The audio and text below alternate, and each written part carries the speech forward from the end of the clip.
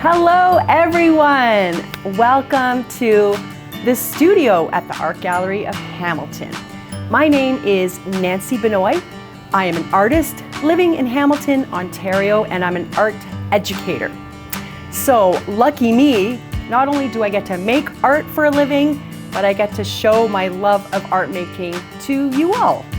My medium, or the materials that I like to use for making art, are varied. I love acrylic painting, I love watercolor, and I really love printmaking. Has anyone heard of that? Printmaking. It's a very old form of art, and I think it was, if I could remember, way back when, many years ago. I think the first print that was found was in a cave in France. And how this print was made was someone put their hand inside the interior of a cave and ground up some pigment, right? Pigment, pardon me, makes color, and just sort of threw it on their hand. Let the hand remove, and then there's an imprint, or sort of a negative space where that image would be. And that is a print, making your mark. There's so many kinds of printmaking. Even just look around where you are right now. I bet you'll find examples of printmaking in your home or school. Magazines, these are printed, right? Magazines, I'm sure you have some magazines, or flyers lying around, all kinds of magazines. What else do I have? Oh, ooh, lovely pattern, a printed frock. Yes, printed fabric. It's like repeat patterns. Also, this tote bag from Newfoundland is a print. So not only can you print on paper, you can print on fabric, banners, newspapers, everything. There's print everywhere. For today's lesson, we are going to look at just really simple ways that you can print from your home. Everyday objects that might surprise you, that are really fun to print with. So are we ready to get started? Excellent. I am going to show you some materials from my home, or from the studio. I have a fork. Maybe you want to use a spoon. I love using a fork because of the little prongs and it makes some lines. I found this in my little gardening shed. This is a little pot for when you're doing your little seedlings. That would be great for printing. Anything really that you can make as a stamp, right? For now, we're just going to use these objects as is. We'll be creating our own stamps later. Even something like this, a marker. This could be a stamp, right?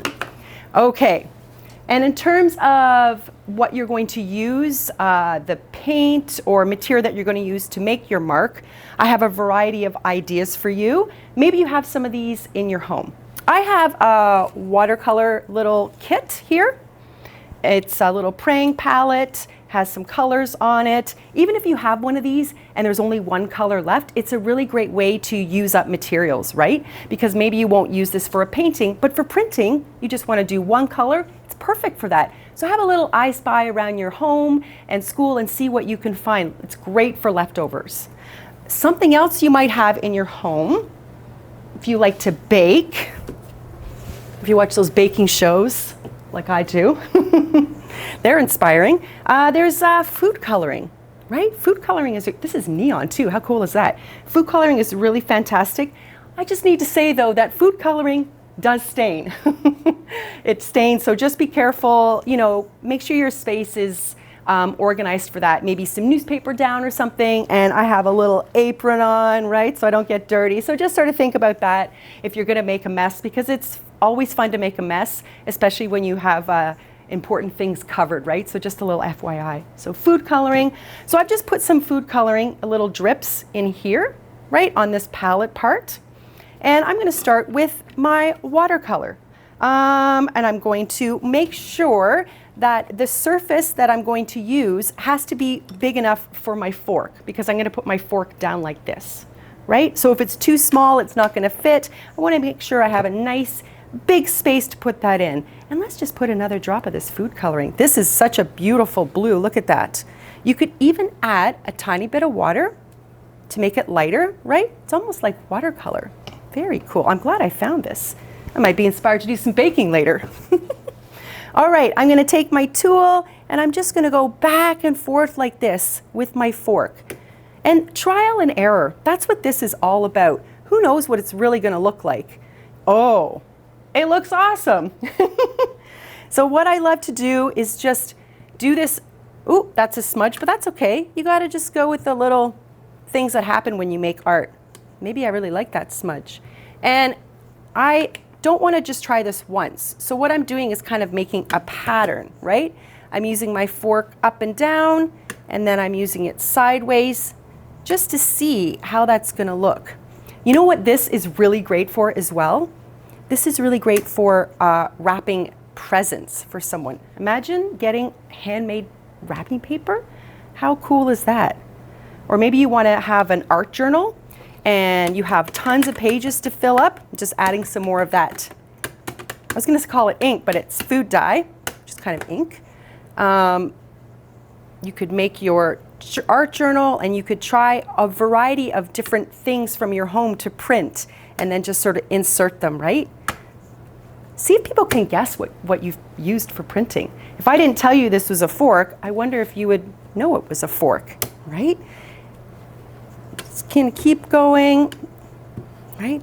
And something even just about the one color, monochromatic style, and just flipping it back and forth, it's just like very pleasing. It's such a simple technique, isn't it? But it's so satisfying. And it's the same material, but they all look a slightly bit different, don't they? Just the way I've put with pressure and how much of the food coloring was on there. So that is my fork printmaking. If you can find a fork and something to use some paint or something, give it a go. And you're also not limited to just watercolor. And if you don't have food coloring, sometimes we have jars or drawers of old markers. Anybody? Hands up if you do. We have a lot here in the studio.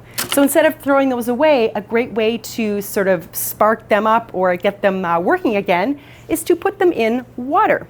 So get a little water dish and you can just open up your dried out marker and let it sit, and you'll see it'll slowly start to turn that color. So you're sort of essentially making your own water paint. It's really awesome. This one might have to sit for a while. Yep, stir it up a little bit. We don't want too much water. You can even see it's turned that color.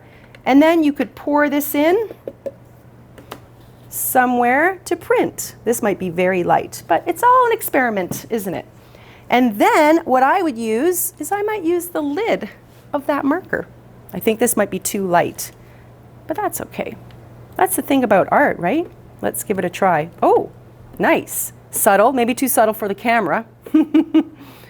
Making little dots. Then maybe I'll try my other color, my food coloring, right? It's nice to have sort of light and dark together. So it's really just give yourself a little time to experiment with different materials around your home. Also, I have stamps. These are just little letters, I think, right? Little foam stamps. You could also use your own sponge and you can cut that out to make some shapes. And you can push this in. Nice little squeaky sound and stamp. There's letter B.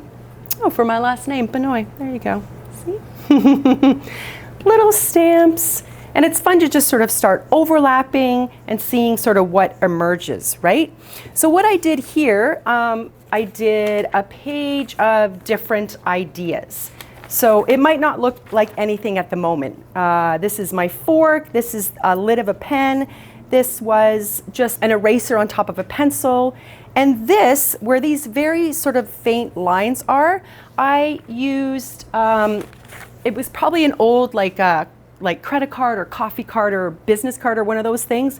Or you could use something that's a bit hard, right? And then you can stamp that. So you want to make sure that your surface is big enough because this won't fit inside here. So maybe I will get a little of this acrylic. Maybe you have just acrylic at home. You know, you might have a little bit of acrylic at home. And it doesn't matter really what kind of acrylic. You can get acrylic from the dollar store. You can use art acrylic, you know, fine art acrylic, whatever you like. So make sure that your paint is wide enough so that when you sort of put your little substrate on here, and then you can just sort of make some line. I'm just going to put it right on top. Oh, I love that. I love that contrast of sort of these organic and sort of circular, curvy shapes, and then a straight line, right? So that's very fun. And started layering, right? So you'll just maybe have a page of samples. Just try some ideas. I don't know, let's say maybe try at least 3 things, you know, you can try more.